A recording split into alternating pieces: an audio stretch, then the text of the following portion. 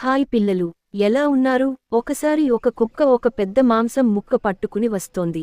అది చాలా సంతోషంగా ఆ ముక్కను నోట పట్టుకుని నది దగ్గరికి వెళ్తోంది. ఆ కుక్క నది వంతెన మీదుగా వెళ్తూ తన నోటిలో ఉన్న మాంసం ముక్కని చూస్తోంది.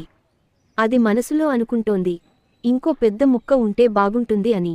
ఆ కుక్క నీటిలో తన ప్రతిబింబాన్ని చూసి అది కూడా పెద్ద మాంసం ముక్క అని అనుకుంటుంది. అది ఎంత పెద్దదో, నేను దాన్ని కూడా పట్టుకోవాలి అని ఆశగా అనుకుంటుంది. కుక్క నీటిలో ఉన్న ప్రతిబింబాన్ని పట్టుకోవాలనే ఉత్సాహంలో తన ముక్కను వదిలేస్తుంది. కాని నీటిలో ఉన్నది కేవలం ప్రతిబింబం మాత్రమే. దాంతో కుక్క తన అసలైన ముక్కను కోల్పోతుంది. కుక్క బాధతో ఆలోచిస్తుంది, నేను దానికి అందకుండా పోయాను, నా ముక్క కూడా కోల్పోయాను అని బాధపడుతుంది. నీతి పాఠం: ఉన్నంతలో సంతోషంగా ఉండాలి.